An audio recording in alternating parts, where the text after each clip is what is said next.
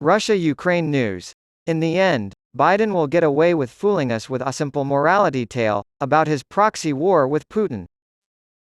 Professor Joseph M. Siracusa argues that after the smoke clears from the conflict in Ukraine, we will see that the neoconservatives have once again betrayed us with a good versus evil narrative meant to infantilize us.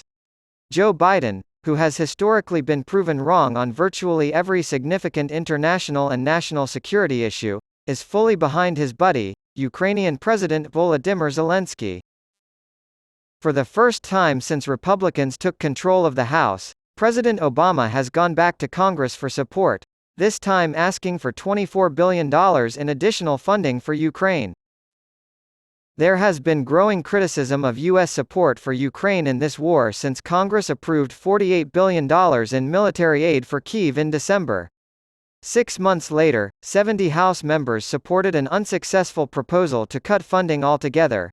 House Majority Leader Kevin McCarthy made it clear in June that supplemental requests for Kyiv are not going anywhere. Not anytime soon, anyway. McCarthy's spokeswoman said that under a Republican majority in the House, we will not rubber stamp any blank check funding requests. Rather, the administration's emergency funding requests must be reviewed and scrutinized on their merits consistent with the practice and principles of our majority. This is code for "go away" in the political sphere.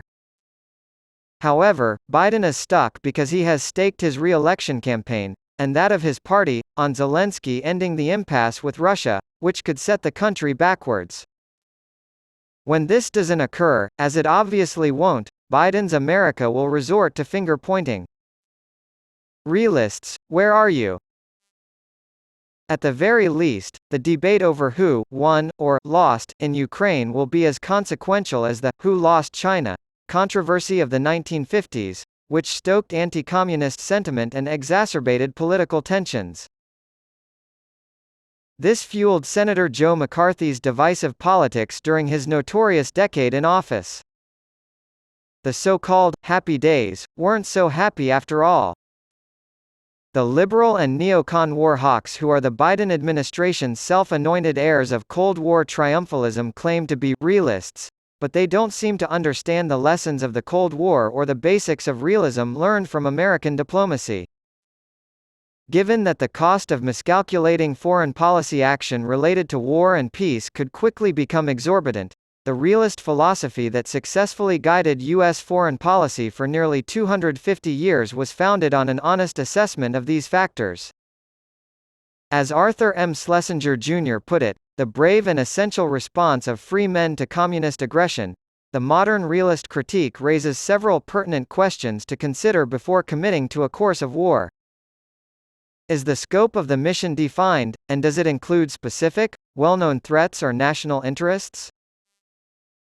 Are there essential national economic or global security interests that are threatened by the enemy's ambitions and capabilities? Would a victorious outcome improve regional stability? Will the public and the government be willing to pay for it, and is victory guaranteed at a price that makes sense given what's at stake? The Russian Federation and the People's Republic of China are again portrayed as the greatest threats to the West, thanks to Biden's appropriation of the historical legacy of America's war on communism for a new war on autocracy. This is the worst example of indolent reasoning ever recorded. The defense industry and academia were astounded by their good fortune. The next step is? The American people will have their say on Biden's proxy war in Ukraine on the first Tuesday of November, 2024. Former advisor to the State Department on Russian affairs James W. Cardin notes that voters will have a chance to judge Biden and his administration, who for years have not only given Ukrainian leaders wondrously bad and reckless advice, but serially misled the American people about the extent of the dangers involved. The war's architects, aided by a compliant media, spread the false narrative that the fate of the free world rested in Ukraine's bloody streets, and that the Ukrainians were sacrificing for us, doing us a favor by degrading the Russian military and reducing the risk of war in Europe. Really? Or the debate about NATO expansion towards Russia's borders? or the ever-changing nuclear terror balance.